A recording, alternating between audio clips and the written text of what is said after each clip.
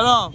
خوبی همون امروز همون گمش فروش بالوه گمش هایی داره درست همون جان همین که زیتون هم داریم دست در نکنه هم دور بزنیم بنده خدا بیشی بایم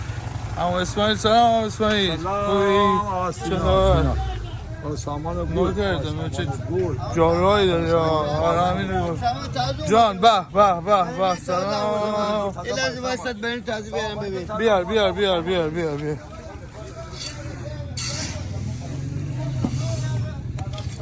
ما یواش بریم باشه عجله نکن جارو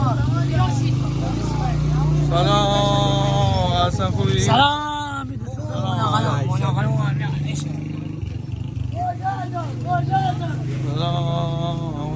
خب چی با چه؟ باز کن بده بالا صندوق بده بالا ما برنجی بده بریم بالا آدم بوده ما فیلم بده سلام خوبی عزیزم آینده خسته نباشه بوده جان دست شما دنه عجب عالی بیا آقا بفهم اونجا موضوعش میدونم اما دارم خوب هستی دست شما دنه نکنه خوب درست کرده عالی و همه خود چمانی عالی و یا عالی و همه اسمای خوبی سرش اما سلامای جان بیلیختم گیت دستم نکنه دیگه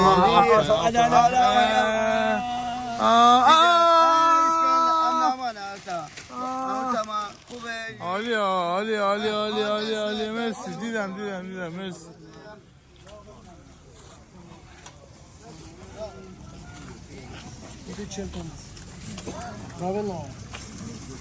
سلام خوبی سلام چه خبر خوبی؟ تکر همه خسته نباش فرزاد چی میگه؟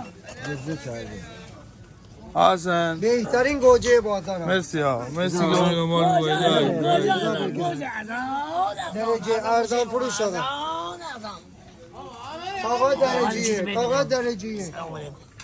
سلام ورحمت الله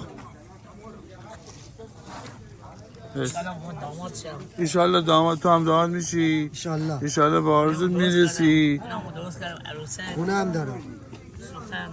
با امید خدا تو هم مبارک حاکان یا برزاد بدهیم تا بلاگ ما نترکونده اصلا هیچی نگفته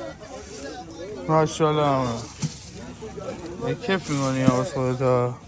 مشتی سوارش دارم عالی ها